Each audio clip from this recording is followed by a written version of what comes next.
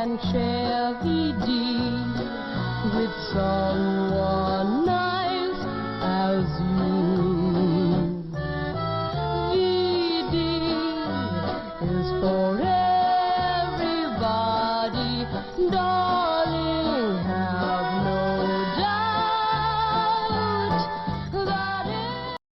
All right. Welcome to another episode of the VD Clinic podcast. My name is Darren. With me is Vanessa. I will not ascribe an adjective to her today. Because Hello. I'm going to be objectifying women in this episode, I feel. Well, this movie just lends itself so much to that. Discussion will follow later. Yes. But We usually do ridiculous, cheesy cult movies sometime in the late summer. the hot, sticky months. Yeah, something completely brainless, and boy did we brought it this month. We're covering Barbarella, the 1968 movie with Jane Fonda. Her pre-political days, so yes, discussion will follow. But anyway, I know, Darren, we talked a little bit off mic, but how have you been? I've been doing all right. Just doing the stuff, the transition from summer towards fall. He was on the last episode, but my son is getting ready to start kindergarten, so there have been all the things that go along with all of that. Teacher meetings and figuring out where his classroom in the house is going to be and shit. But been finding stuff to do, been finding time to do things here and there. I'm also still involved in the podcast Under the Stairs top movie of the, what do you call it, the 10s, the 2000 to 2010, the aughts. So been watching a lot of horror movies. I probably won't talk about any of those here because I'll be talking about those there, but I've even found time to watch a couple things that are not podcast related. How are you? I'm pretty good. Yeah, just dealing with work and then taking care of the fabulous Zora. The poor thing had to have dental surgery last week, had 11 teeth pulled. So how many teeth are left?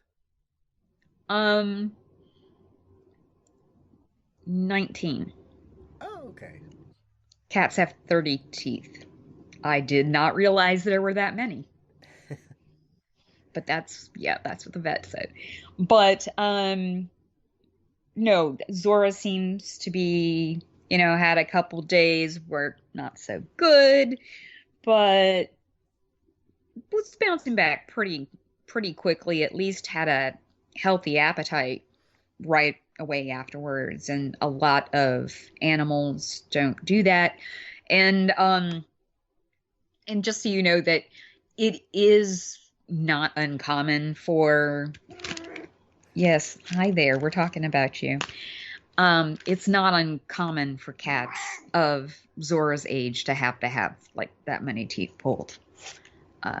Because Zora's 16, so Yeah. Z's a trooper. They like hearing that about themselves. Yes, exactly. But yeah, like I said, had those first like couple days, didn't feel good. I'm like, you know what? I've had to have a tooth pulled too, and I didn't feel good after it for a few days as well. So I get it.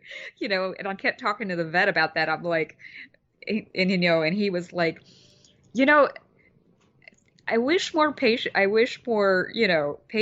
were like you in that you're being realistic about this and you're not like freaking out about all of it. I'm like, well, I think about it that, think about how humans are. I mean, dental work's not fun for us either, you know.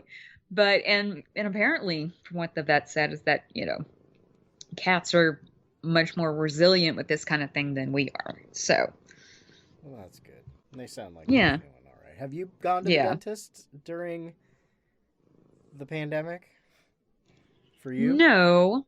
I am scheduled to go for a cleaning in a couple weeks, but I have to reschedule it because my mother is moving and she's most likely going to be coming here like the same time. And I don't know exactly if it's going to,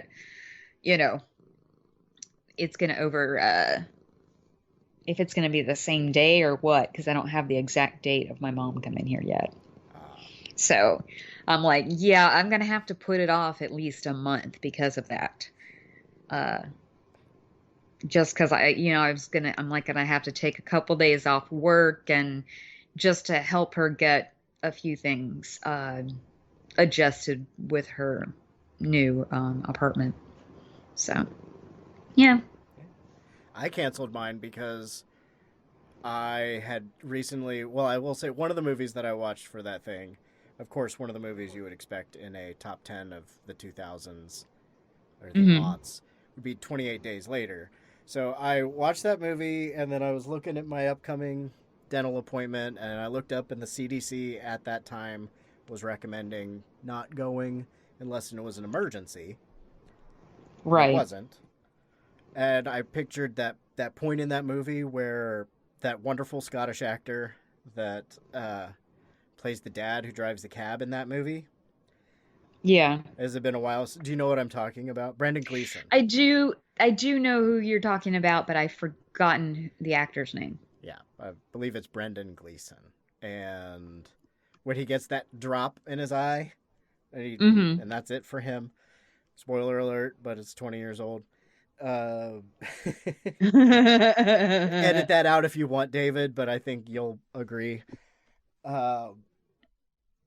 And I just thought about all of the splashing into my eyes that happens when I'm at the dentist. So I was like, I can wait. But I've been flossing. Like I've been trying to floss every week like I had an appointment the next day. Yeah. But well, I mean I know that the recommendation for a while was definitely like that. And I mean I know in New York City now, I would feel safe going to the to the dentist, but I know I'm going to need to postpone it just because of my mother's move. And I don't think it hurts to put it off a month. The thing with Zora is, what part of why like cats as they get older have to have a lot of teeth pulled is because you can't floss their teeth. God, I can't imagine trying to floss a cat. Right? I mean, the brushing would be hard enough, but yeah, no way I can do that. Like Zora won't let me do that to Zim, but so it's kind of like that's why it's like okay with the gum disease and that kind of stuff. Then it's like okay, you end up having to pull a tooth. So that's what it is. But anyway, yes. So that's Teeth. Did you watch Teeth? Did you watch the movie Teeth? I have seen Teeth before, yes. But you haven't watched it since we last spoke? No, I have not watched it in a while. Neither have I. Nor have I watched The Marathon Man or anything with a dentist in it. I might have watched Little Shop of Horrors, Ah, but not recently even. no. But so what have you been watching? And I mean, we haven't been doing our regular kind of referral slips because I know scheduling's been a little bit hard with you with during the quarantine time period. So, I mean, I know we kind of had said we would throw out a few things that we'd been reading or watching or listening to, whatever, during this time period. But is there anything interesting that you've been watching or just something you think you want to mention? I would say if you haven't yet, get your eyes on Lovecraft Country, the new series on HBO or from HBO. I'm not sure where all you can get it. Are you familiar with the show? I have not seen it yet, but I know of it. My HBO Access situation got a little screwy because the Fire Amazon Fire Stick and Roku don't have HBO Max apps, and the regular HBO app that was on there is no longer supported on those platforms. Oh, is it because of the Warner and Amazon thing? Well, no, it's not. I don't know. It's even does it with Roku, totally separate from the Fire Stick. So it's like, I don't know who was the genius over at HBO who thought that this was smart to cut off all the, these people or whatever. Yeah. Like it was done kind of hastily the way that they did it, decided to announce it and everything. So I'm trying to straighten out, like I said, my HBO access. But once I have that, I know I will be watching that show. Yeah. I'm actually an episode behind. I have not seen the episode that came out the week that we are recording this. Mm-hmm. But the first episode, I think you're really going to like the cinematography of it, the costuming. It takes place in the 50s. Right. At least so far. Who knows? It's Lovecraft. They could be in the future in outer space or not outer space. But I haven't read a whole lot of Lovecraft, but second episode could be all slimy fish village people sacrificing somebody to a elder god. But it's what J.J. Abrams and Jordan Peele collaboration. Right. The girl who was Black Canary in that whatever the Long Birds of Prey title thing is for the Harley Quinn movie. Yeah. She's a main character at this point. Okay. Yeah. It's cool. It's got it could go for, like I said, I've just seen the one episode so far, but right. It takes place in the Green Book era, and I had heard that, and I thought that was pretty interesting, to have that in there. So yeah, it's. I was wondering how they were going to do that. So yeah, it seems to touch on some interesting subjects. Yes, for real, and it's the HBO type show, so they can do whatever they want. Right. They seem to be setting up to tell a pretty interesting story, and it's check it out.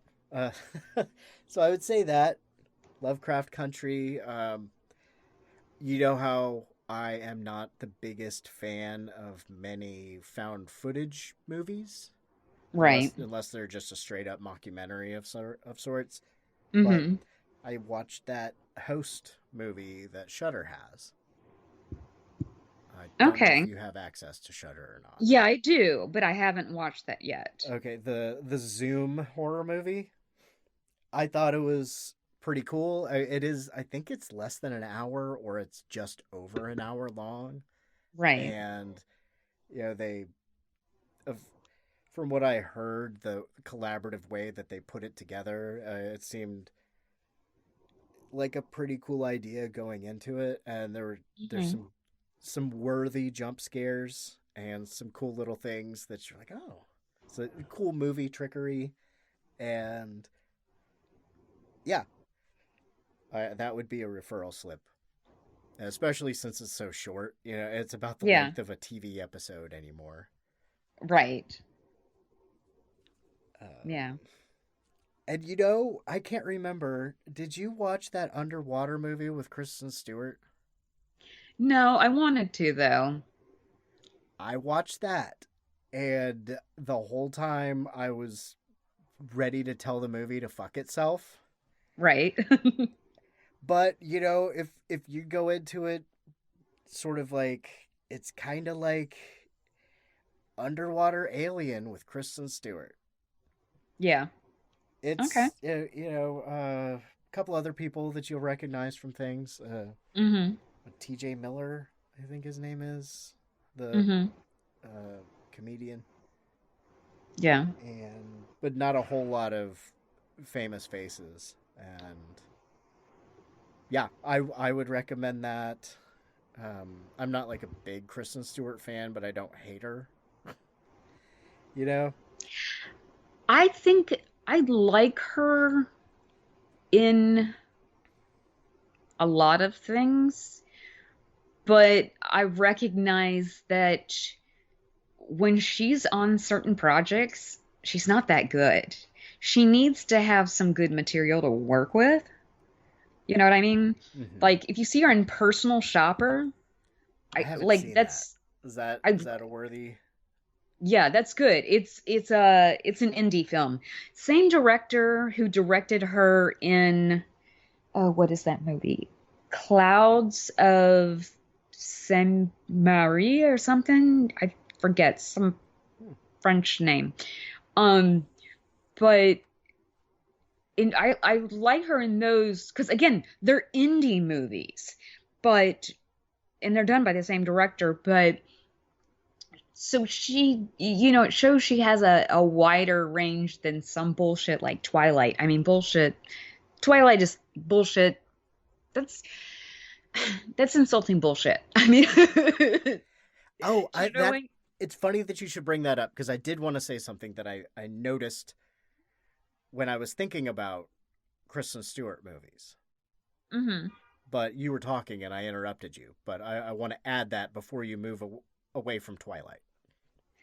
but what I'm saying is that that is just a terrible movie, and no matter who's going to be in it, it's just you know what I mean. Yes. I feel like no saving that. And anybody who is not, I don't think she, I don't think she's a consistent actor. Um, I think she needs to be working with, the right people. And she's not the only actor like that. You know what I mean?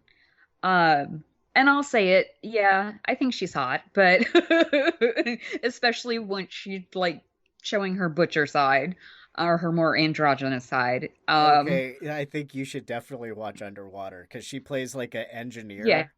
And well, you've probably seen her. I think she's yeah. got short hair. hmm No, that's her latest haircut is Oh, okay. yeah, short like that. Yeah. And speaking of Twilight, that was one of the things that I was thinking about was I kind of feel like she got the same thing that what's his face got for playing Anakin Skywalker, where it's the Hayden character. Christensen? Yes, Hayden Christensen. Uh, I I read some of the Twilight book because I really like to look at things that I criticize or make fun of. Right. You got to do it from an informed place. I And get it. that's kind of like the character.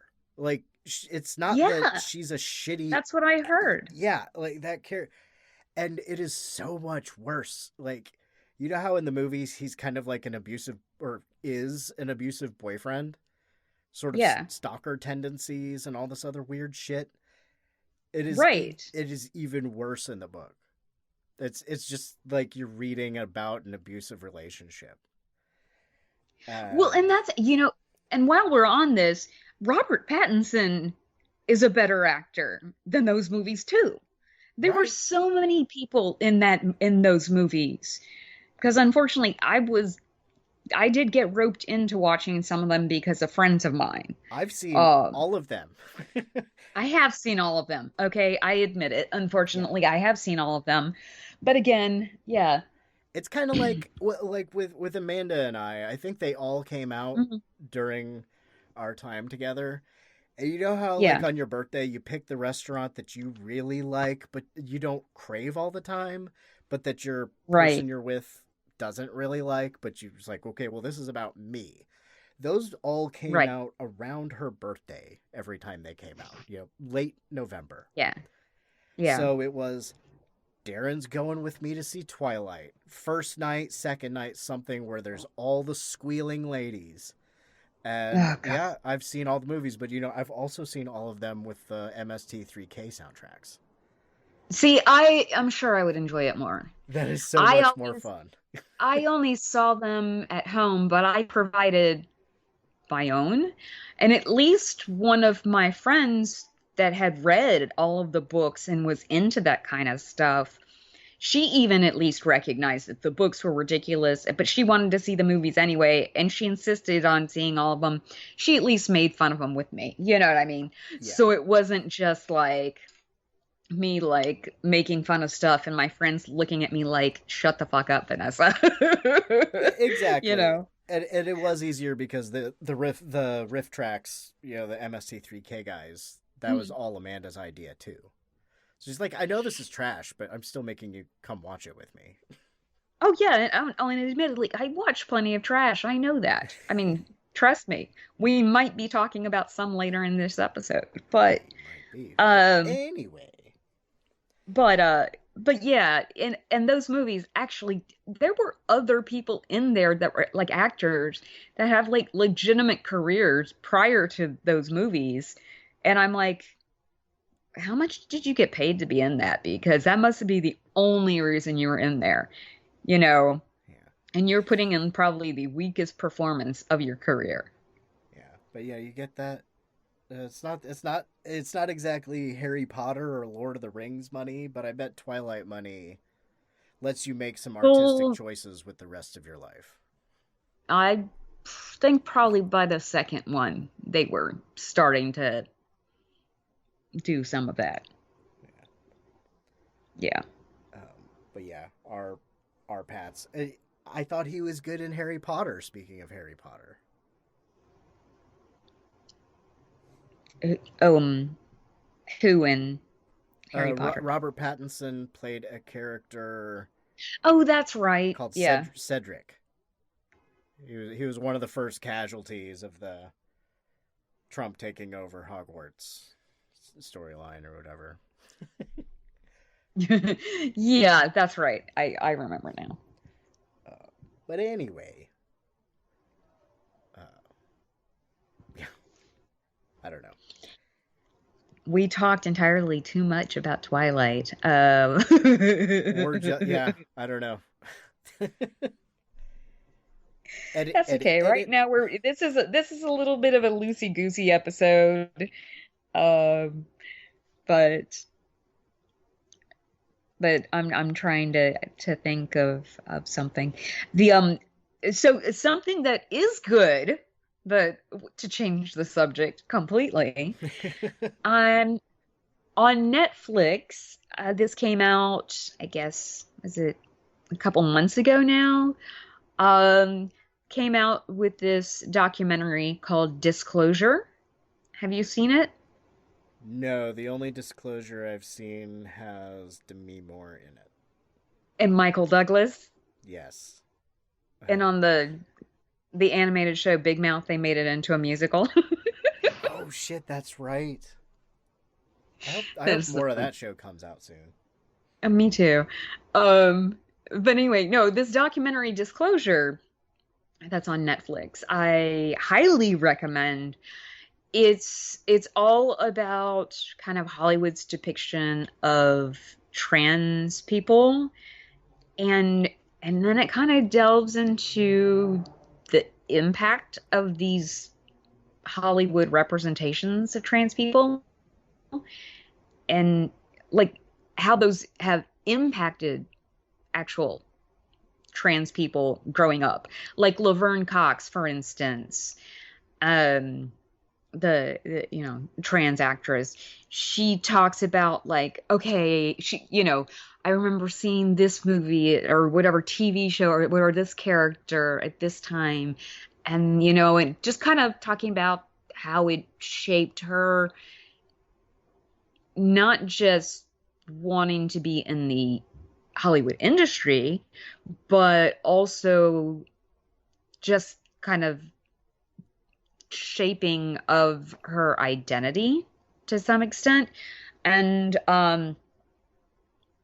it's really interesting, and it's got they talk to a really nice variety of people. I know they talk to at least one of the Wachowskis, who Is did The Laverne Matrix. Cox the lady that's also an activist, and she was or is on Orange is the New Black? Yes, Okay. and actually, she's from Mobile, where I grew up in Alabama. Oh, her or her character on that show? No, she in real life Oh, right is on. from Mobile. She's from Mobile, yeah, and she was one of the grand marshals of LGBTQ pride here. I think maybe, was it 5 years ago now? Yeah, I'm sorry. I'm sure you told me that. that's I okay. Maybe not. Maybe not. But yeah. So she's like one of the people, but that's in there. But they have some really good. It's just really it's really interesting when you're just talking about trans and gender nonconforming people and their just overall visibility. But to hear the impact of, and how it is so important for marginalized groups to see, reflections of themselves in mass media, and how that really, for something, it can really shape, your identity for better or worse. You know what I mean? And it's got, there are some moments where you might need the tissues, I'll tell you that. But it's just also very powerful at the same time. And it's just also, from a cinema point of view, very fascinating. If you're at all interested in, like, history of Hollywood, Okay. it's interesting. Disclosure. Yes. And it's on Netflix. Right on. What else? Another documentary. I finally saw the Mark Patton documentary, Scream Scream Queen, Queen. My Nightmare on Elm Street. Yeah, Okay, which is, I watched that too. did you? Yeah, that's now on Shudder. Um, I had read about it and seen clips from it, but I hadn't gotten around to seeing it until recently. And I enjoyed that quite a bit too. And again, to show someone who was queer and, their place in Hollywood, and just in this case, considering what the effect of homophobia on just one individual's career. But, and follows him only him specifically, but it's something that a number of other uh, queer male actors were really going through for a while, and in part because of the AIDS epidemic. So, it's interesting in that way too, to see kind of that historical lens of, yeah, how these socio-political type things going on in the world, how they carry over into Hollywood portrayals, and just, okay, we can cast this person, or we're not going to cast that person because of X, Y, and Z bias. And, you know, and how it can completely destroy a career. So, yeah, but it's very good, because it's not all gloom and doom either. I think I was expecting more gloom and doom from hearing people talk about their experience of watching it. And I don't know if it was because I already was kind of following Mark Patton. I had years ago, there was a miniature thing at a con where he and the guy that played Grady sort of did a Q&A that I went to. And Right. Robert Englund was there, but I don't think he was part of that thing. I think he was just there. That was my Yeah. fanboy moment of being sat at the table next to him at a restaurant and just being taking everything to not fuck up his dinner.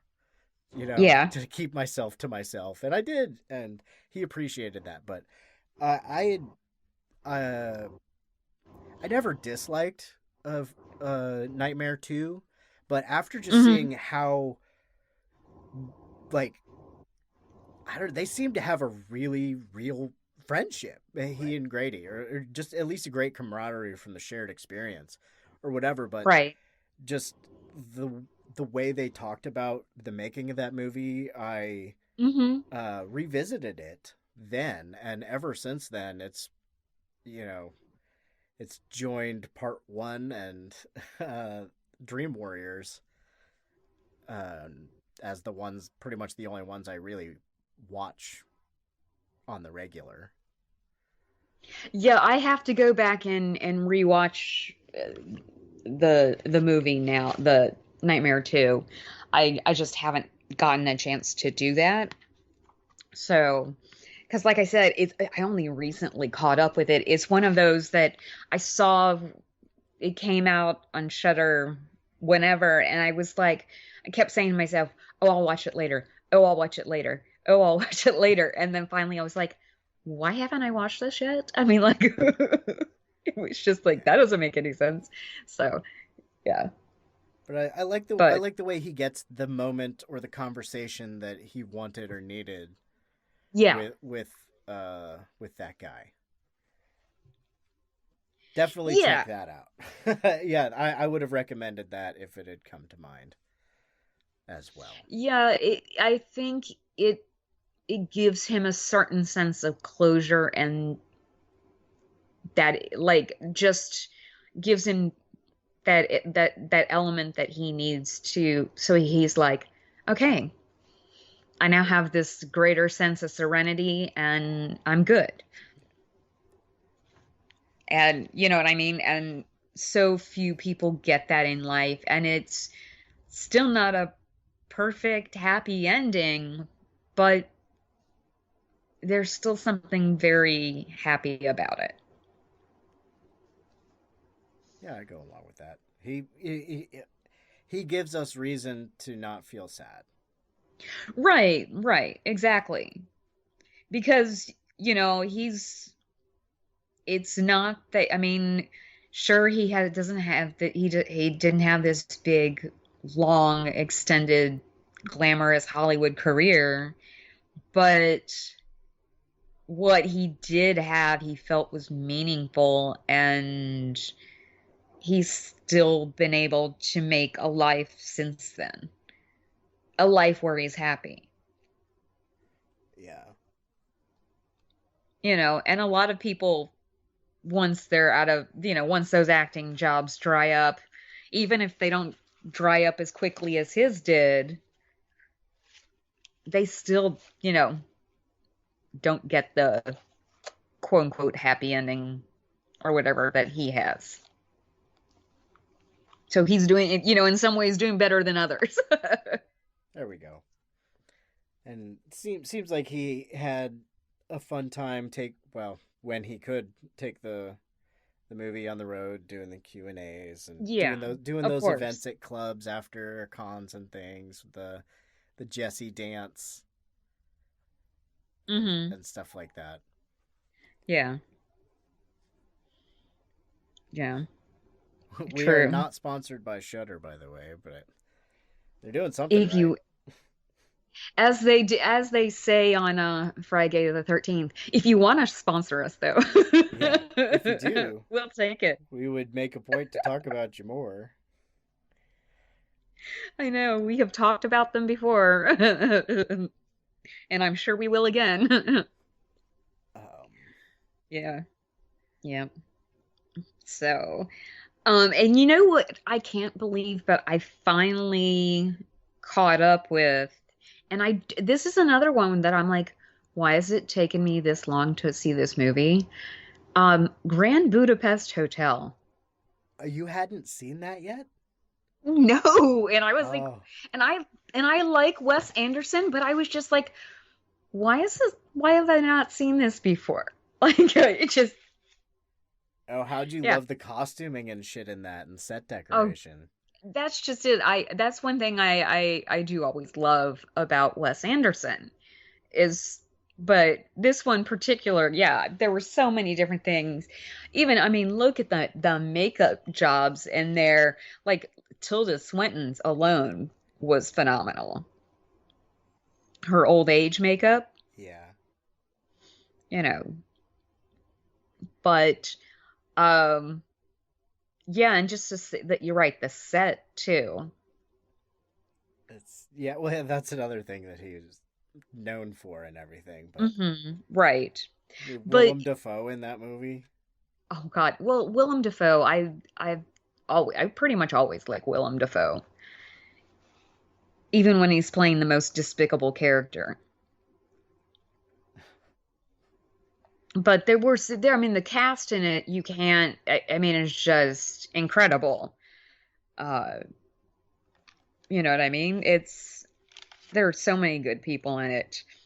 I mean, like I already mentioned, Tilda Swinton, although I did wish she had been in it a little bit more, but Rafe Fiennes and Edward Norton, Owen Wilson, of course you have to have the obligatory Bill Murray moment. Um, who Jeff else? Goldblum.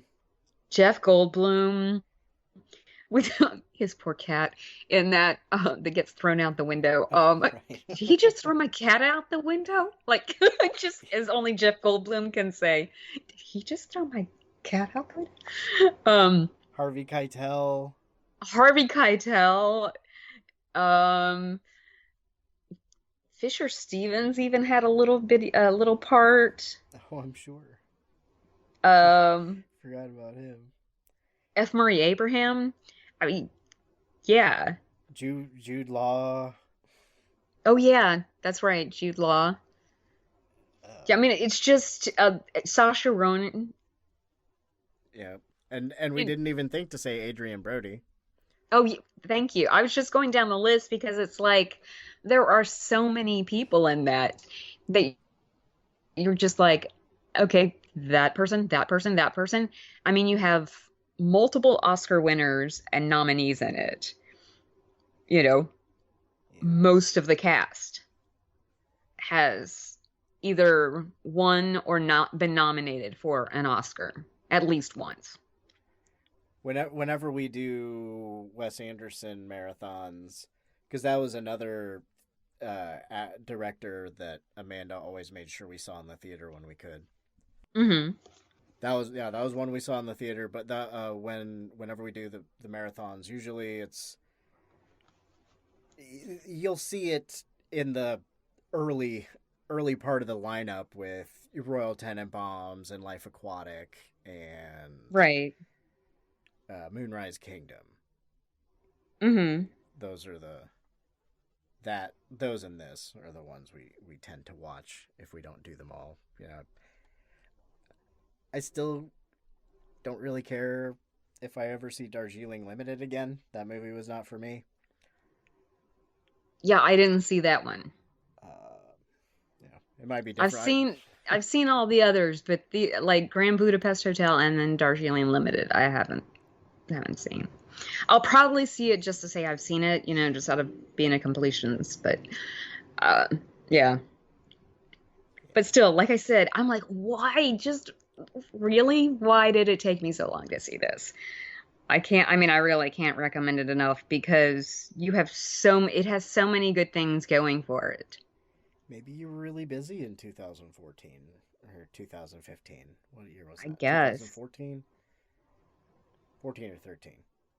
It was not 2015. I should just look it up instead of rambling. Yes, 14. 14. Okay. Okay.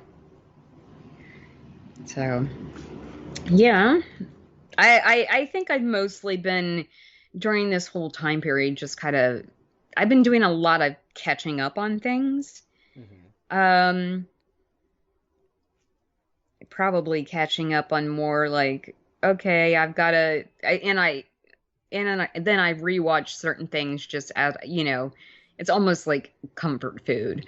Exactly. Some people have been pigging out during quarantine. I've been, just rewatching a lot of things. So, but anyway, so now I know you haven't had as much time to read and everything, but what have you been reading that you want to mention? Well, let's see. My most recent read was a pretty solid book that I would recommend to anybody, and it's called Green Eggs and Ham. And I had to read that to somebody who wouldn't go to sleep at 11:30 last night. It's pretty cool. I forget he only uses something like 56 words in the whole book. It's pretty amazing. Dr. Seuss, I think they are going to be a name people remember. But other than that, on a less wholesome note, I've been reading about Operation Paperclip, which most people know, but I guess the book that I am reading about it is called Operation Paperclip by Anne Jacobson.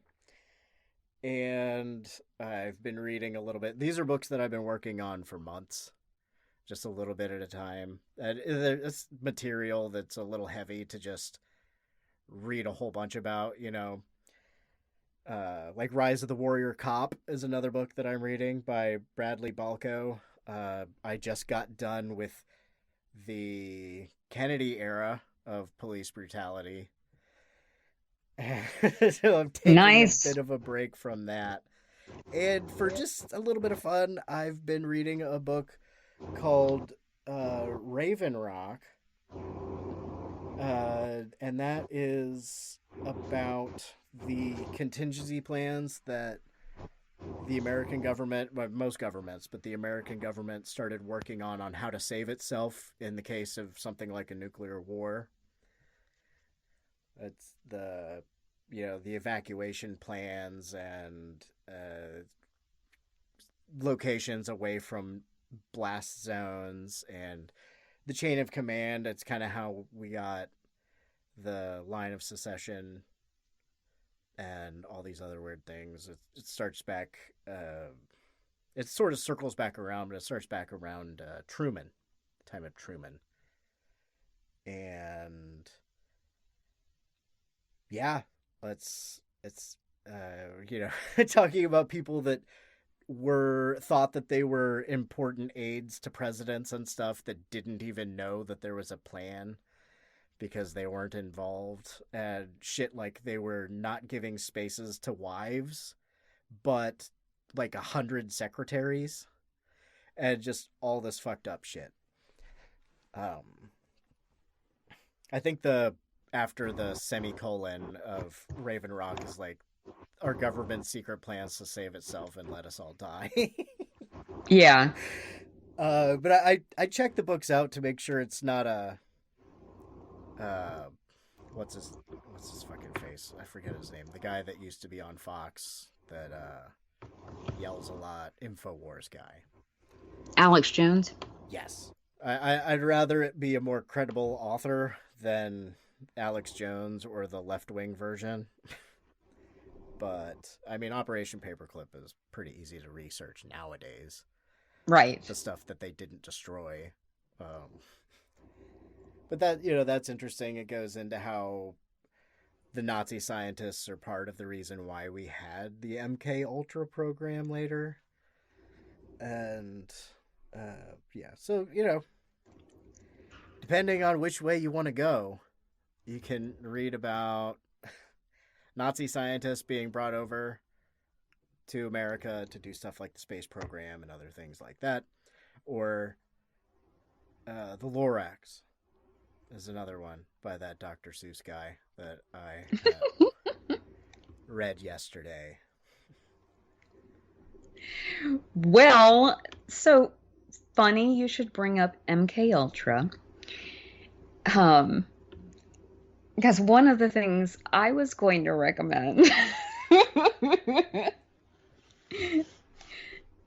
is I did the audiobook of it just because I knew I wasn't going to have, I guess, tons of time or whatever. But it's called Chaos, Charles Manson, the CIA, and the Secret History of the 60s by Tom O'Neill. And basically, this journalist kind of was doing this piece. It started like 20 or whatever years ago, and he was doing this piece on the Manson murders, Tate LaBianca Manson murders and all of that, helter skelter. And he starts to go, like, dig around, and he talks to Vincent Bugliosi, who was the prosecutor and who also wrote Helter Skelter.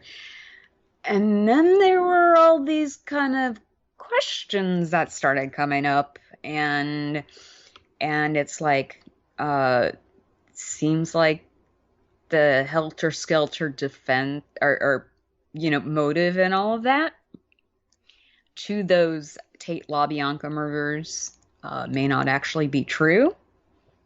Maybe, maybe not. But this presents alternate reasons behind it that are in part tied to the CIA and the MK Ultra experiments, some different things with the FBI and LAPD. Yeah, it's kind of interesting. I always take those kind of things with a grain of salt, but it's just like I haven't read Helter Skelter in years, but I'm pretty familiar with the case even without having have read that multiple, like too many times, I should say. But that does present it when you start thinking about it now in a nice, neat bow, and it's kind of like, I don't know. I think that there could be some other things going on, that it was just so much easier for the prosecutor's office to say, oh no, it's just this. They want to start a race war. Well, okay, but there are these opportunities where law enforcement could have stopped Manson, like including his own parole officer. Like, so it's all MK Ultra and COINTELPRO. It makes you wonder where, like, it seems like there's at least something being covered up, where it's a matter of, okay, law enforcement, they just didn't stop Manson when they saw these different warning signs, or they didn't look into these certain things. But then you're like, well, why didn't they look into certain things? And then if when the theory of like the MK Ultra kind of is presented here, it actually makes a lot of sense when you just take away different things you know about Manson, of how he did try to control his followers. Like, just even the whole thing of where, okay, I'm going to give everybody a bunch of acid, but I'm purposely either not going to take it, or I'm going to take significantly less than everyone else, so I'm in more control than they are. You know, certain things like that where you're like, okay, some of that you can see where that could be tied to some of these MK Ultra type things that were going on. So, yeah. And that title is, one more time? Because it sounds Chaos. as long as like Dr. Strangelove and How I Learned to... Blah, blah, blah, blah, blah. Yeah. Chaos, Charles Manson, the CIA, and the Secret History of the 60s. Yeah. Cool. So it at the very least, it gives you something to think about as an alternative to just the nice, neat, helter-skelter explanation that Bugliosi, presented at time of prosecution. Cool. Yeah.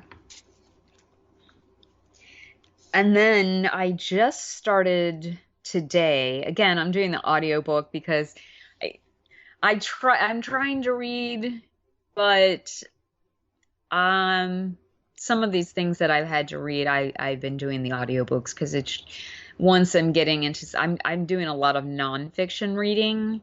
So, some of it is a little bit more easily digestible.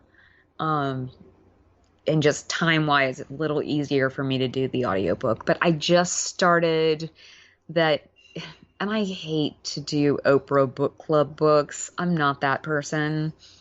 But her latest one, Cast, by Isabel Wilkerson. And it's basically the breakdown. Have you heard about this book? No. It's basically not just going into like, okay, there's racism in the United States. No, we have an actual caste system in the United States. And that really has gone through and played out to the different races that are here and have come here in the United States. And she brings in kind of the history of the caste system in India, and even the caste system that was kind of created with Nazi Germany. And there are a certain amount of that where I'm like, once I kind of read about it ahead of time, I was like, wait, what? I had a moment. I was like, I get that there were the distinguishing, groups of people that they, like categories they put people in, but it was just like, well, I never considered that really like a caste system like you would like in India, but I'm like, nah, actually, I guess it is. So, like I said, I only just started it today, but so far I'm like, I really didn't want to have to stop it. Yeah. But I got into where I was like, okay, because I was listening to it while I was doing a certain amount of work, but then I was like, I had to stop because I had to go do some other stuff where I had to concentrate more, and then I had some phone calls and stuff, so But I was just like, yeah, I can't wait to get further into it because I think it's a very, I think sometimes um, we don't talk about intersectionality enough once, when you're talking like race and class, we just might look at, okay, it's just race or whatever. But Yeah. class really, um,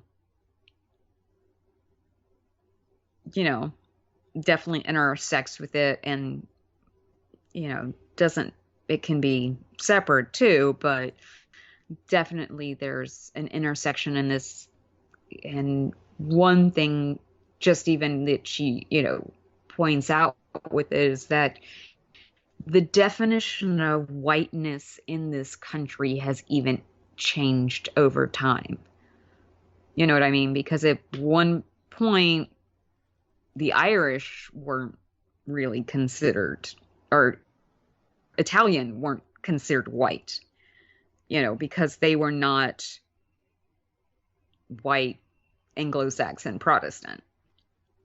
Yeah, the long, twisted, hateful history of racism in America and other isms. Yeah, yeah, exactly. But it's like, oh, how these kind of things keep getting slightly reconfigured, the definitions of whatever, just to put, and it's basically also who do we consider the ones that are the ruling class and the ones that kind of we need to, the ones who have all the power.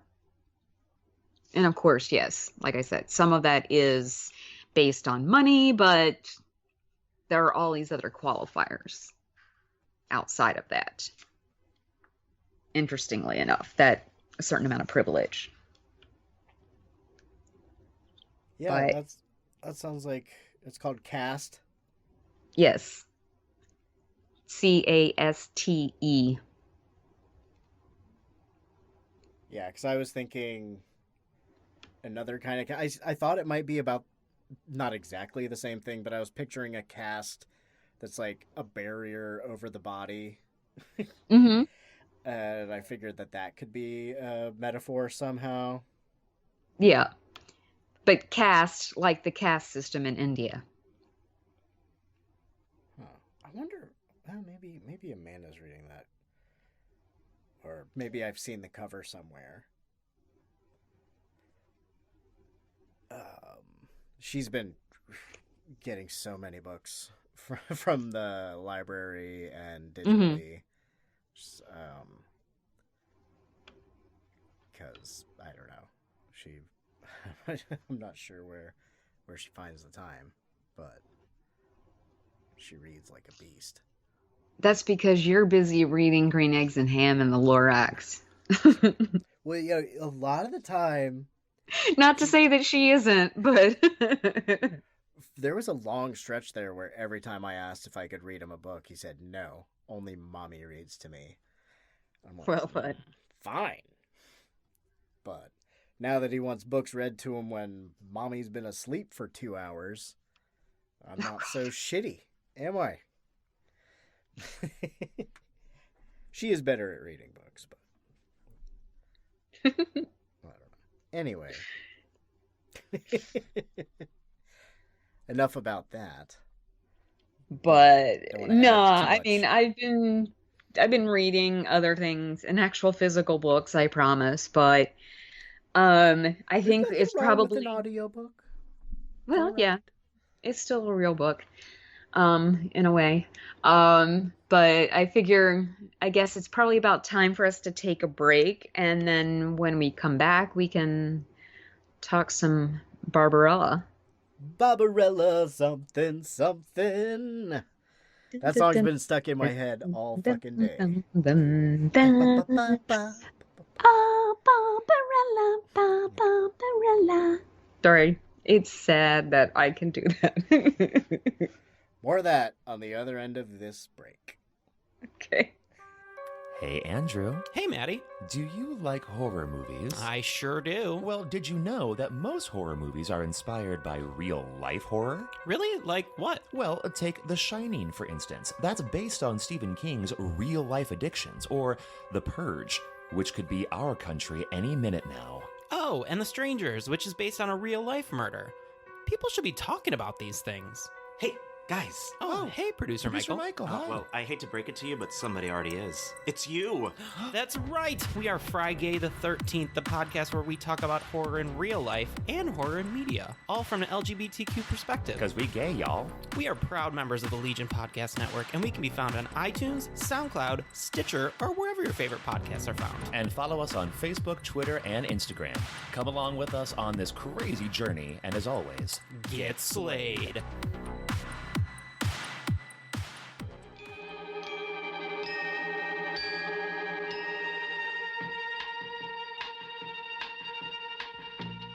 Meet the most beautiful creature of the future.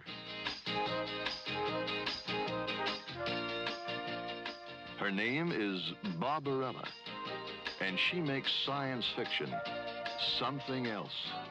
Jane Fonda is Barbarella. Barbarella is a 5-star, double-rated astronavigatrix Earth girl whose specialty is Love. Shall I tell you what I would like? I think I know. her top secret mission is a real wing dinger.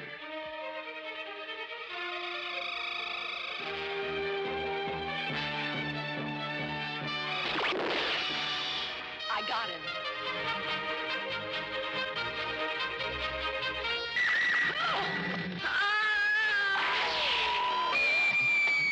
Good many dramatic situations begin with screaming.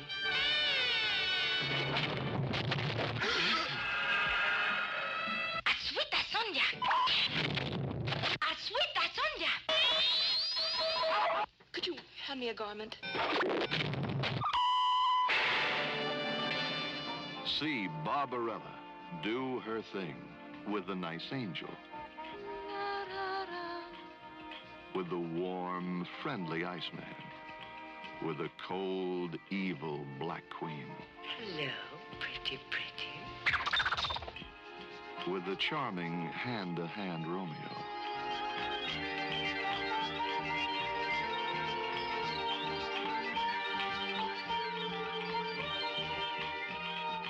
See Barbarella do her thing in the wild, excessive machine. Sort of nice, isn't it?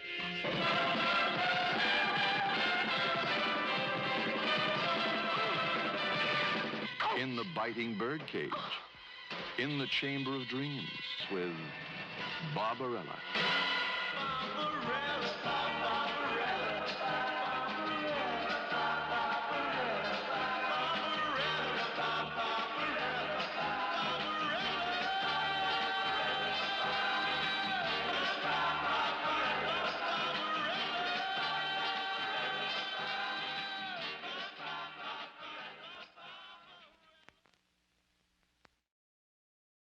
And we are back. And we are here with something completely ridiculous, but fun, ridiculous, fun. Barbarella from 1968, starring Jane Fonda and directed by Roger Vadim, who they were married at the time this came out, but and it's based on the comic, which have you read the comic? No, I don't think so. I read a comic like Barbarella that the guy that owned the comic book shop that my band used to practice over gave me like a hardback of this old Barbarella type thing from the 70s or 80s. I read that. I think I read more sci-fi than I do sci-fi comics. Yeah. But I don't know. Yeah. Long story short, too late. I have not. No, nor have I.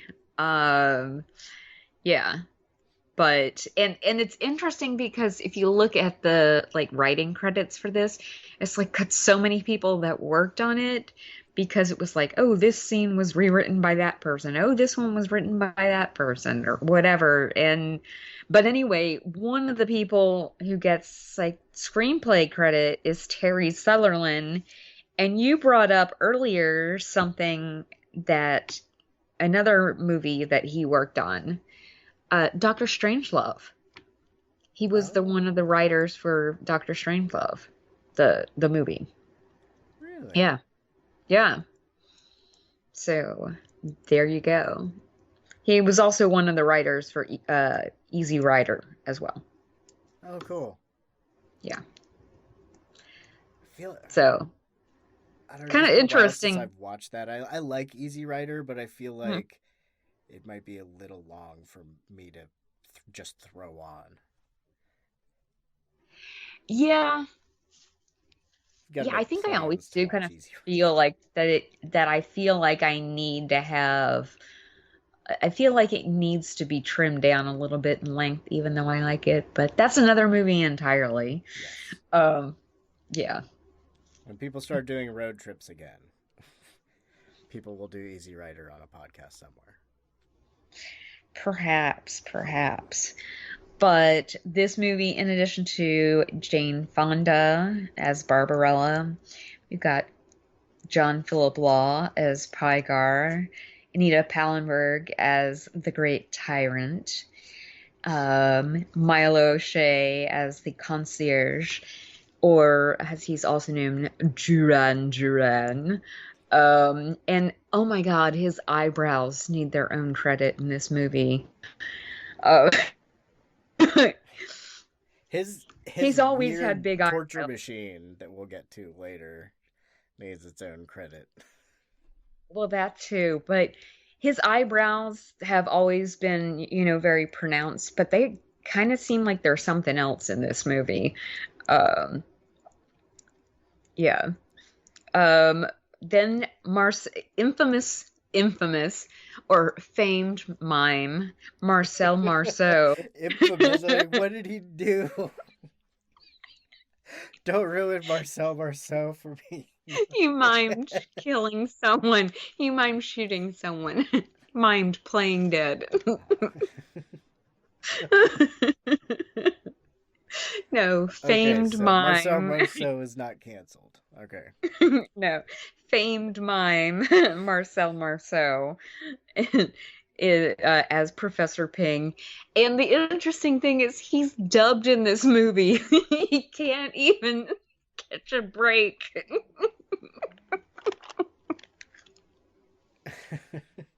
Well, I feel like they sort of did it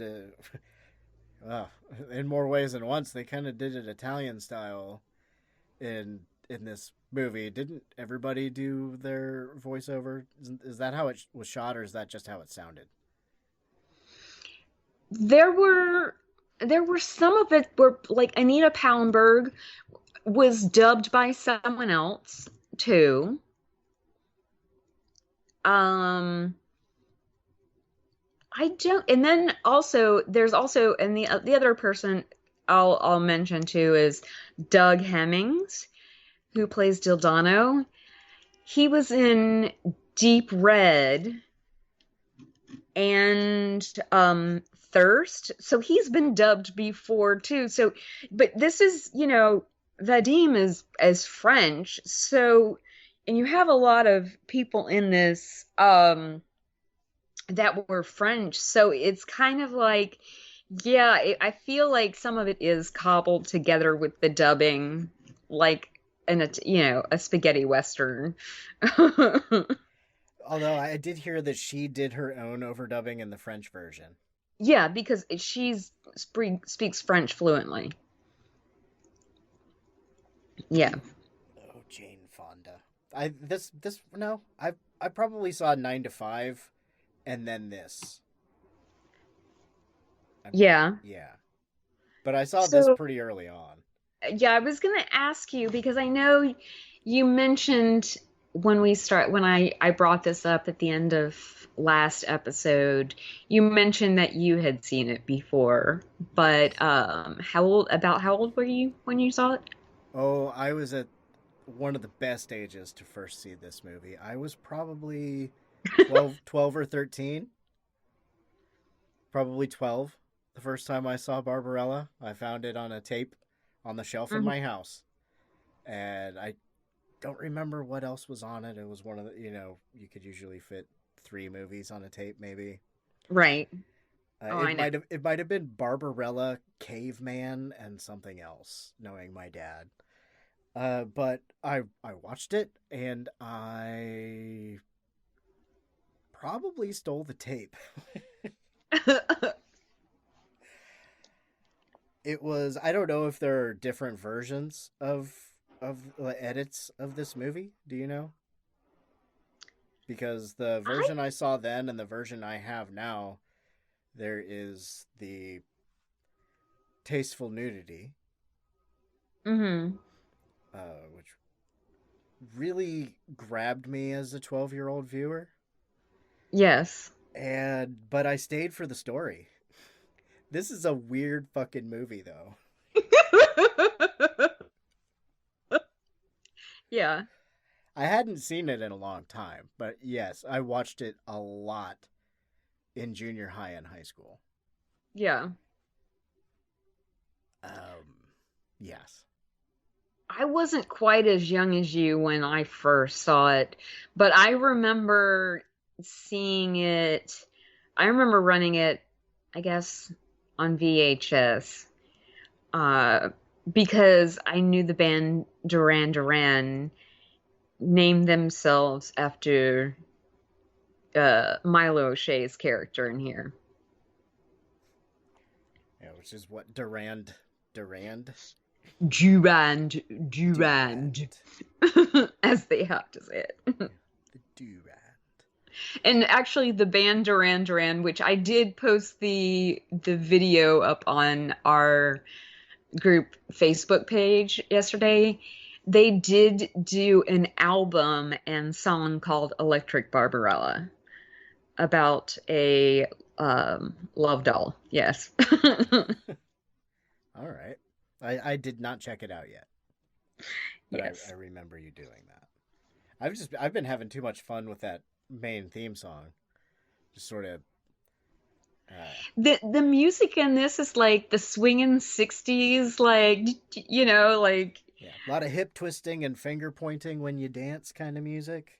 Yeah, it's on the edge of kind of like psychedelia. Yeah, for some reason, and I don't know a lot about the genre, but I thought of like Beach Blanket Bingo type music. Or Mad, Mad, Mad, Mad World, or something like that. It's like that it's that time period where it's moving from that to, strawberry alarm clock, incense and peppermints, kind of. Strawberry Alarm Clock plays a different kind of song. Yeah, but I'm saying it's that same era. For a second, I thought you had 68. said Strawberry Alarm Cock and then said it the other way, so I was making a bad joke. Oh, yes. Okay. That's what that was. Sorry. No, I said Strawberry Alarm Clock. I realized I did not enunciate as well. So yes, it probably did sound like that the first time. But no, I am agreeing with you about Strawberry Alarm Clock. Yes. Yes. But no, because that came out, what was that, 67 when that song came out? Yeah, this is 68, so. A lot of fur. Oh my God, really the hairy shag. guy, the Catchman. Okay. I am the Catchman. I live in the forests of yore. Well, you know what? He undresses and he's just as hairy underneath all the furs. So really, did he even need a costume at all? I think they shaved his back. Because I feel like that's the only noticeable difference when he pulls off his gorilla suit or whatever. I don't even know what kind. They had some weird creatures. She had that weird fur with the That skunk-looking thing. really, really long tail. Again, that skunk-looking thing. Yeah. And I love that at the the movie, after we see her, take off all of her clothes and quote unquote float around. And and of course it's a Dino De Laurentiis film, so or it's a production, so from the get-go that it's going to be done on the cheap. Yeah. Wasn't she on like saran wrap or something, or a piece of plastic? You can tell that it's like, when you really like look at it, it's like, yeah, like a clear vinyl type thing. And she's like laying down and everything's falling just beside her. But it's a pretty good illusion, but then when you see it on high def TV, you can see it. It seems like you can see it a little bit more clearly. Yeah. Is there a high def cut of this? Well, I'm talking about just the high def TV. Well, I was thinking about the two combined. I would think that would not be so kind to the movie. Probably not. Like that super high def version of Friday the 13th, where you definitely see the wire and you can't not see the wire. Oh, I feel like that might, there's a cut of that people really like to hate because of right, a good practical effect from that time not faring so well under high def TVs and a high def Blu-ray. Yeah. Well, I mean, I just love so many of the costumes in this. And just from the get-go, when they have the whole thing that's the message from the president of Earth and the outfit he's wearing, I'm like, I just wish that we had a president who would wear a feather, collar like that. I mean, just imagine that on Trump. I might actually be able to respect him more. Because then I'd be like, wow, you are completely making a genuine statement. You've captivated my attention. Even if I'm just looking at your collar. Yeah, he's not Trump likes to wear really long ties to make himself look taller or something. Yeah, he does. And I was actually talking about this earlier today. I'm like, the man needs a steamer because... he and Boris I keep wanting to say Boris Johnson, they're so often that they just look like they rolled out of bed. I mean, Trump's a little bit better, but it just, a few too many wrinkles. I'm like, it doesn't take much to just steam that a little bit. Yeah.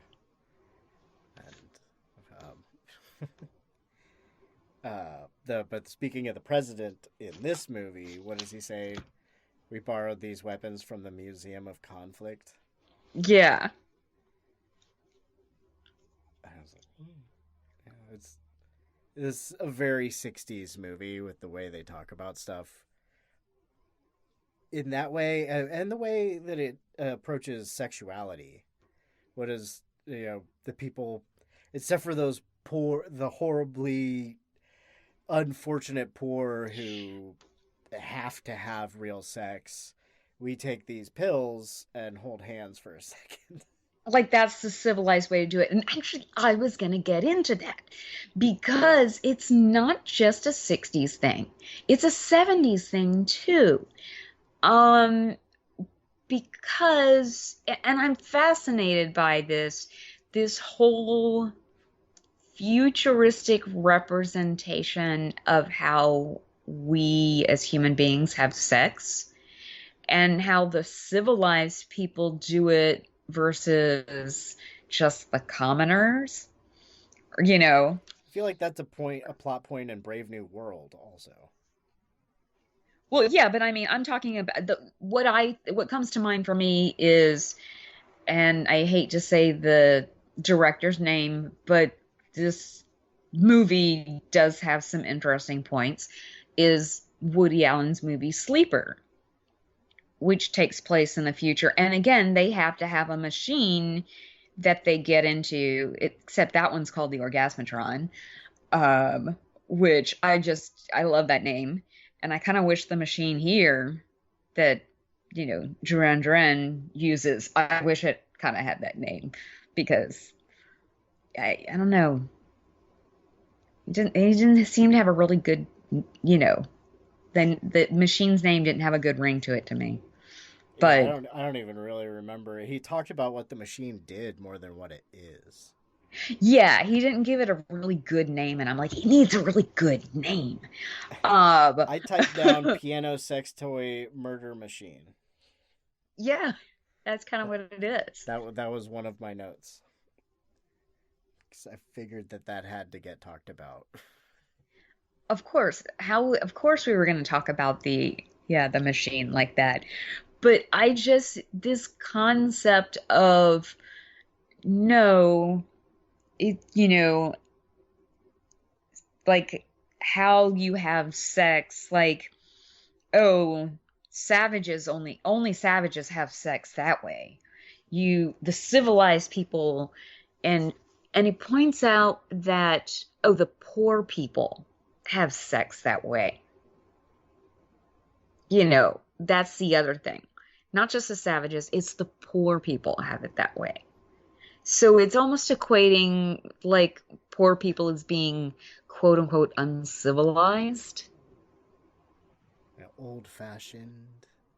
They did a lot of things to talk about that. So what's his name? Delano. Yeah. That was like, I'm not a savage. I have these Right. pills. I have the pills, yeah. But at that point she's like, well, I don't want to go against your customs. Which it seemed like, what did they say? Is like, after we found other ways to boost our self-esteem and find happiness or something, I forget. Mm-hmm. It was like, we did away with that. It was too distracting. Well, okay, maybe a little distracting sometimes, but yeah. This movie, though, kind of everybody is thinking about sex. Like, even the fucking ship is throbbing. Well, yeah. In addition to, it looks like, it's like got tampon applicator sticking out the side, but so many things in this are like something very sexual in the way that things are visually designed, whether it's the clothing or the sets or the props. It doesn't seem to matter. There's a lot of influence of like Hieronymus Bosch, kind of like, particularly when you see the labyrinth type area. Yeah. But when you go into the Sin City, essentially, that you want to call it, in there, you've got all these different, like Sodom and Gomorrah. Yeah, exactly. It's got all these different things. It's a combination of Andy Warhol's The Factory and a Bosch painting. It's just everything thinking of sex. There's this giant hookah bong that's got a naked man swimming around in it, and you smoke out of it, its essence of man. Pygar is crucified. The angel. The last of the or something tropes. Or I don't even know how. I rewound it to actually see if I could catch how to pronounce it, but it was like, I'm the last of your tropes. Yeah, I know. I'm sorry, I forget what that was called. But it's this movie, it is very 60s in certain things, and it has this kind of, and you can see how it influenced, like, or was made fun of, like, with certain things, like I guess some of, like, the Austin Powers. Oh. Because they had kind of wanted this to have an element of, like, oh, this is a female James Bond, but it came out, was done more comedically. it was set up that way. It wasn't set up to be like a serious, galactic spy or anything. We had the revolution where nothing works. I was gonna say that I kind of like that because, yeah, that would actually be the case because, your rebels, they don't have, their stuff is partly it's secondhand parts, things that you're having to sneak bits and pieces. Which, come on, you look at Star Wars, the rebel stuff didn't always work completely either. Right. It's just at a heightened level here. But okay, so what I was gonna say is this movie just has these different elements in it that you have seen in other movies and done more seriously, treated more seriously in other movies, even down to where the kids capture her and they tie her up and they have all those little like killer bitey dolls after her.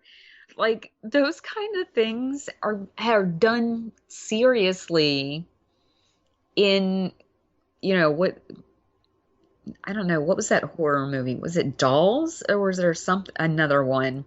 That is one. They probably did stuff like that in a Puppet Master.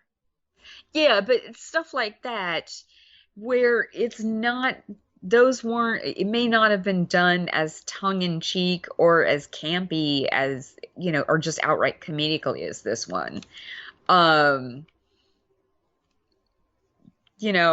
Here there's just some of it that's like, okay, just put a different soundtrack or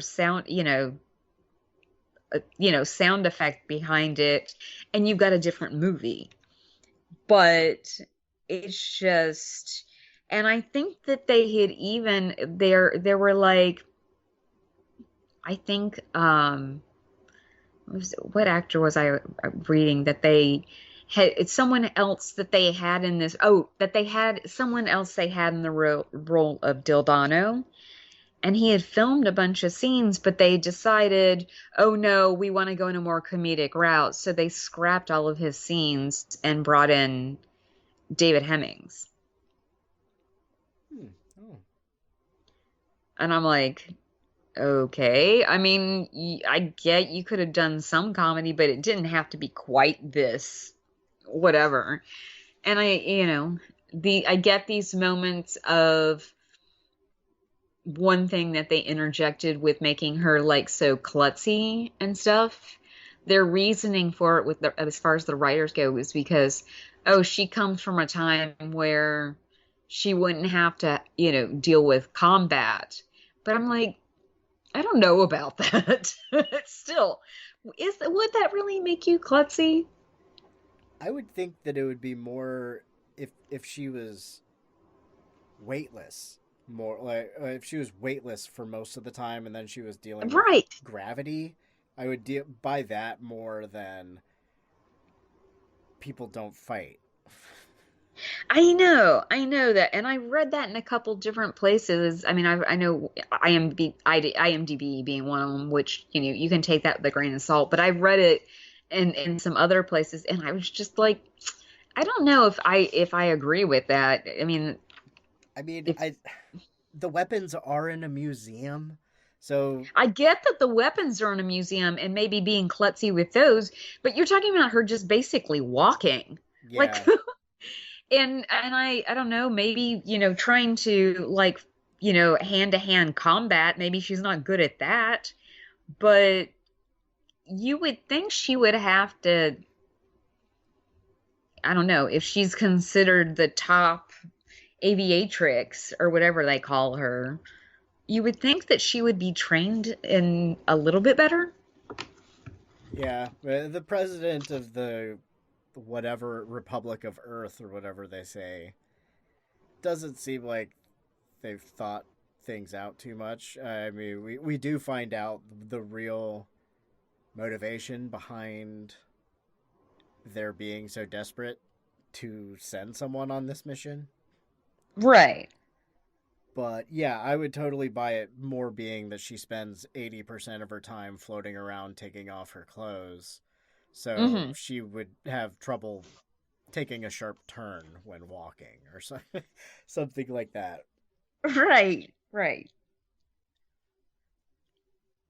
Yeah, and like I said, this was, done when at a period of Jane Fonda's career where she was cast in these more like, I don't know, starlet sex kitten kind of things, and it was before she was really, political and that kind of thing. And I one thing I thought about with this is, she has that scene in here where she's put in that kind of like birdcage type thing. Yes. And it has all those birds come in. I wonder if like Roger Vadim like terrorized her with birds, like Hitchcock did to Tippi Hedren. I wonder if he did that on set, or if it would, those birds, they're parakeets. They seem pretty, it doesn't seem as quite as dramatic as the birds, but I don't know. I wonder if, Jane Fonda somehow got like some sort of trauma over the birds. But I know that, it wouldn't surprise me truthfully, because I've heard, I haven't read it, but I've heard interviews with Jane Fonda where she talks about when she was married to Roger Vadim, and the marriage was kind of abusive. Including things like, okay, he would, pressure her into like having threesomes and such when, and having sex with people she didn't want to be with and things like that. So, you don't know whether they're kind of, if it's like a coercive control situation or what going on. And I don't know what he was like on set.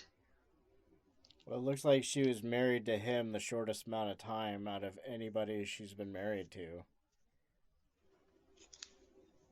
Yeah. They were together for 8 years? Or, yeah.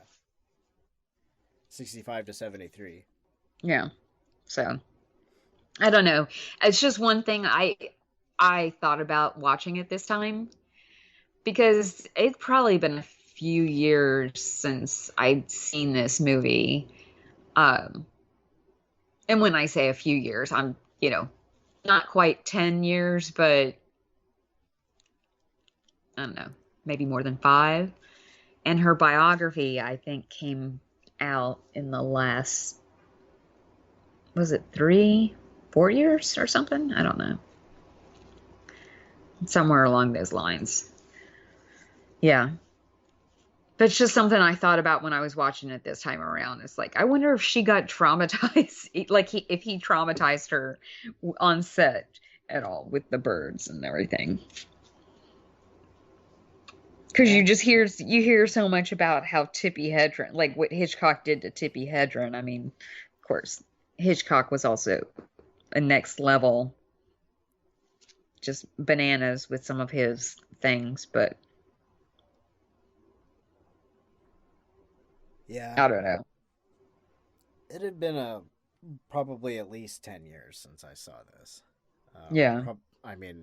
There's a good chance that, because I never owned it until recently, and I didn't watch it until you said that we were doing it. So, unless I caught it, which it could have been on HBO or something some night, I probably hadn't seen it since high school. Yeah. So now I love her little gadget that she has that, she wears on her wrist, and she adjusts it to see, like, if she can communicate in whatever language. Her tongue Like, box. the tongue box, I think that's, like, a great idea. But why is it that she always automatically starts with French? Like, parlez-vous français? Like, thinking everybody, like, if you don't speak English, you're going to speak French. Like, I mean, when you when you think of, not necessarily, but yeah, more recent empires to her history, English and French, they couldn't have predicted anything else. Well, I don't know. well, even German, I don't know. Yeah, maybe they were afraid to upset Em- the many still living Nazis. Well, maybe they didn't. Maybe it was too soon after World War II for even Holocaust survivors, Yeah, don't and bring that they up. didn't want to broach that topic, and maybe that's why they did. And it, well, wasn't Japanese because still, again, maybe too soon after World War II, but also you saw more of a rise of Japanese language being spoken for business reasons in the 80s. And you didn't want to bring up Russian because of Cold War.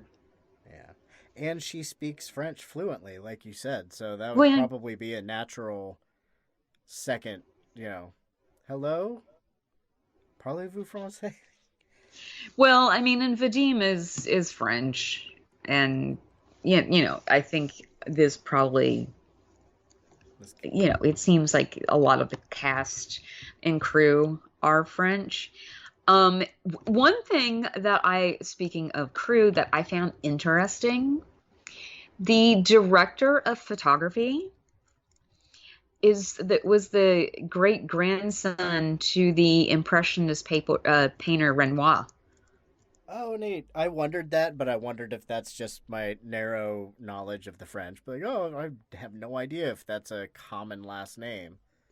No, it was in this case the actual, relative. Isn't Patti Smith really into Renoir?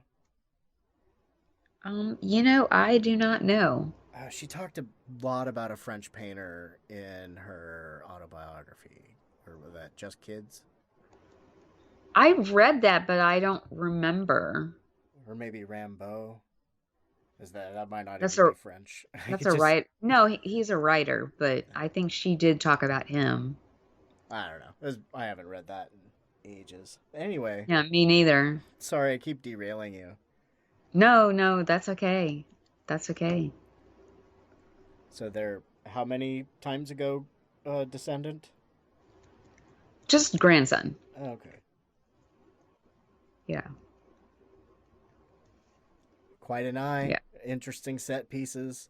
What, 8 or 9 costume changes for Jane Fonda? 7 or 8. Yeah. Yeah, it does seem like she spends more of her time changing costumes than, although, I mean, in all fairness, a lot of them do get destroyed. Yeah. The birds do it. The hairy guy on the ice planet does it. The bitey children. Yep, the bitey children. I mean, they're dolls, that is. She starts out I get that she starts out in one space suit and then changes to something to hang around her spaceship in. Yeah, so. And then she wears something different when she goes outside, I guess, on the planet, like. The musical piano sex toy torture machine destroys. Well, in all fairness, they take away her clothes while that takes away all of her clothes while she's in there. Yeah, she asks him to hand her a garment. So, and she gets not just this, she doesn't get the same one back. She gets a different costume entirely. A lot of lava lamps on screens, or the ink between the plastic stuff that they used to show behind. I know. And stuff like that. I know. I was gonna say that's why I'm like, this is like lava lamp, like height of 60s, like psychedelia. This is completely like, yeah, I'm just gonna sit there and watch it. It's groovy, man. Dude, like I need some acid. Like it just reminds me of that like stereotypical like thing that they would project at different shows and It is the evil force that lives below the city. the Mathmos. Yeah. I mean it's which is an interesting concept, I think. Um That's as good of one as any. True. Meow. Precisely. But one of my favorite parts was the revolution where nothing worked. Which is just like, door! Door. I know. It's like, I don't even really know how to use the radio that I've got. The the tube. The faulty tube. It was just, yeah. I don't know, this was fun. I was elevated when I watched this. Yeah. I think it helped. yeah. Oh, certainly. No, this is one that you just, it's mindless. You know, you kick back, you know, get intoxicated however you want, and you just, you know, whatever. And you can sit there and, yes, it is completely laughable at some points, but it's all in fun. I mean, like last night I was watching it, and when Milo O'Shea says, only an invisible key can open an invisible door. I was like, okay, Wonder Woman, like, are we going to the invisible jet now? Like, Like, but of course. And the way he says it, I wish it, and I literally said out loud, okay, Wonder Woman, like, like, I can't believe you didn't know this. Well, long live the revolution. yes, long live the revolution. So, anyway, would you recommend this? Yes. Or did you have anything else to say before because I feel like I think we've hit the points. Yeah. On this. I would recommend this. You'll know in the first 15 minutes if you're gonna want to watch the rest of the movie. And it's not that long. It's what, hour 35, hour 40? Something like that. I think it's like an hour 35, yeah. It's I would imagine, just from the way the movie looks, I would imagine the comic could be really cool if it's anything similar. And although I haven't really heard that it's something I need to go check out. Right. But yeah, it's wacky and weird and really interesting looking things of Jane Fonda, and she's funny and quite attractive in this movie. Well, I feel like it gives you it's a different side of Jane Fonda than I think a lot of people are used to seeing. I think her 9 to 5 character is kind of like the opposite of Barbarella. Yes, absolutely. That is the main other thing that I know her from. Well, and then when you look at like the era, like the China Syndrome era of the 70s, where she was doing much more Clute. Yeah, she was doing these much more serious, dramatic things and you know, genuinely just good work. Not that she hasn't done that at other points in her career, but just a much more kind of serious side of things. Shout out to the weird ice stingray that the creepy children used to drive the sleigh to the bitey dolls. Yeah, and I just want to know, why is it smiling? Maybe that's not ice evaporating all that smoke down there. Ah, there you go. Maybe that's why the catchman wants to live out in the quiet ice fields of whatever. Who knows? And Pygar Pygar getting his happy thoughts. Can fly again. Yeah. Yes. I would recommend this movie to a lot of people. Yeah, no, I would too, because I mean, and again, you're right, you would know pretty quickly, and you would know just even reading the description whether or not you're going to be into something like this. Like, are you in the mood for something that's this campy? Because, I was talking to a friend of mine, they're like, yeah, I'm not in the mood for something that campy right now. Because what I've been doing some during quarantine is like to watch movies with other people at the same time. Well, we might have like the same streaming service or something. And so we'll be basically texting each other and like, okay, push play right now. And so we're watching the same movie at the same time, just in different locations. And then we're just texting back and forth, commentary to each other, Yeah. Yeah, that's creative viewing during quarantine. Yeah. Group viewing. Problem solving. Yeah.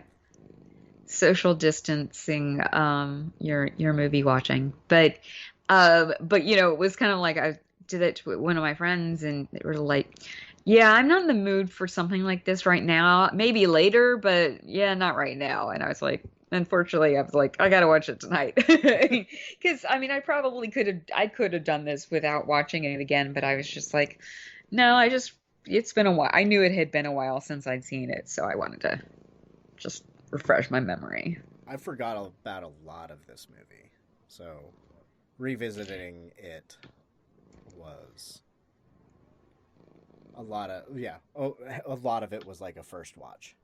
Mm-hmm.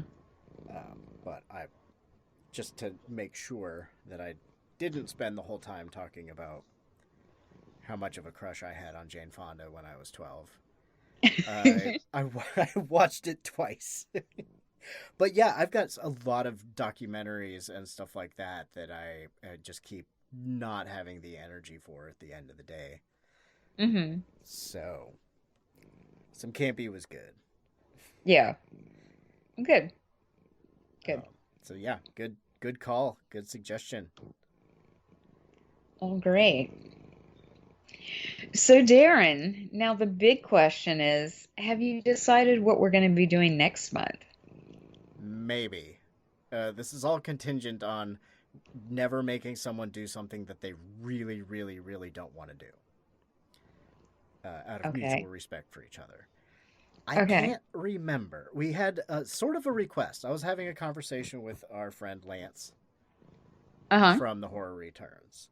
And who was on last episode. He was on the last episode, yes. And we're hoping that he and his family are doing all right in the path of the hurricane hitting near them. Probably going to check on him when we're done. Or tomorrow. Yeah. It's getting late.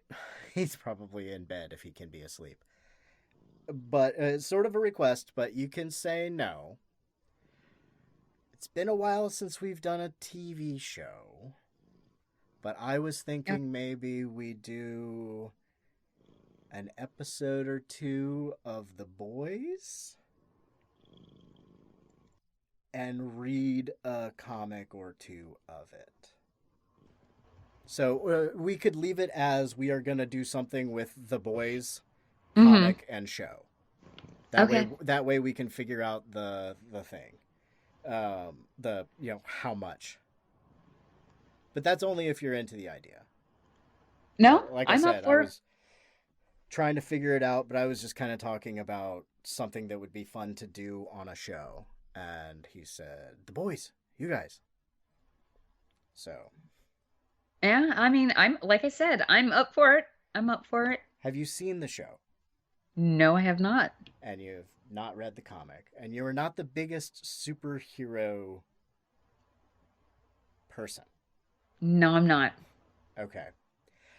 I'm wondering because all the comics I ever read weren't really the superhero ones unless it was like Marvel Zombies and shit like that.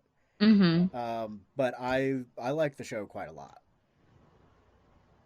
And so, I don't know. I feel some trepidation on your side. And I No, want you to it's feel just open to talk about that. No, I just am trying to figure out how many things I'm getting myself into. That's all. Okay. I mean, it's not that I'm not open to it. I'm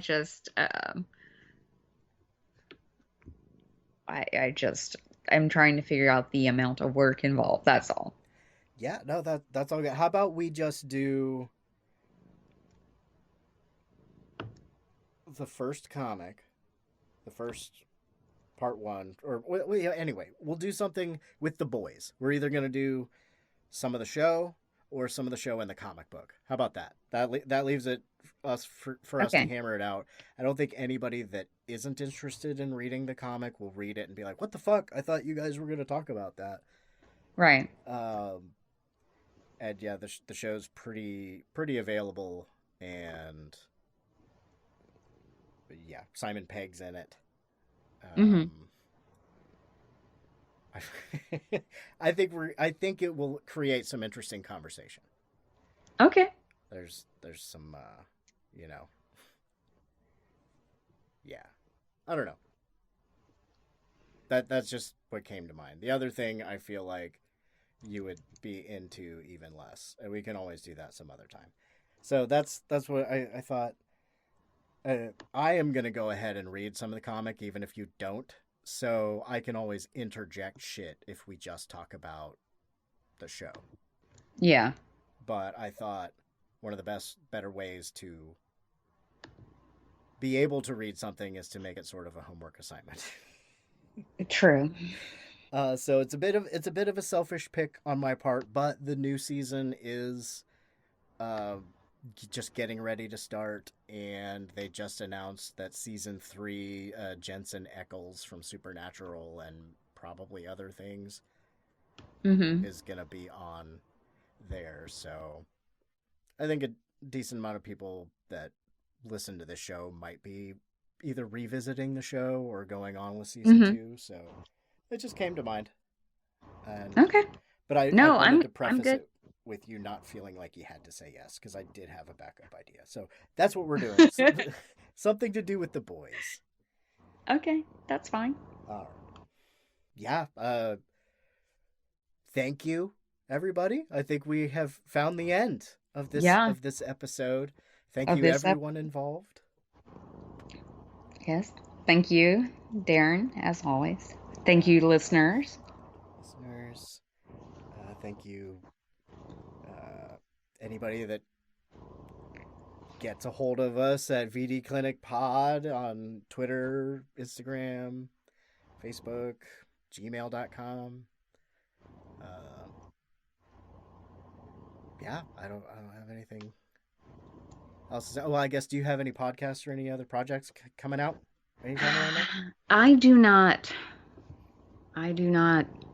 I've been boring lately. I've been feeling like being boring, but I've got another year coming out on the podcast Under the Stairs Summer Series. I did 2001, which is out, and 2005. And then there's going to be some monstrosity of a roundtable or 2 or 3. I don't know how many he's going to have to do. He did 2 last summer just to patch everybody together with all the time zones and continents. And at Psychosemantic, I just recorded a episode with Bo Ransdell from LegionPodcasts.com, and I like his flagship shows, Pick 6. We did The Hunt. Nice. Yeah, which we're both fans of. As I don't think I've covered a movie that I didn't want to watch over there. I'm a little selfish that way. But until we speak again, everybody, thank you very much. Okay. Okay. Bye. Bye. Do, do, do, do, do, do. There's a sad sort of clanging from the clock in the hall. Thank you for listening to another episode of the VD Clinic. If you'd like to get in touch with us, you can find us at Twitter at VDClinicPod or reach us via email at vdclinicpod@gmail.com. We also have a Facebook group, VD Clinic Podcast. We'd love to hear your feedback, suggestions, and more.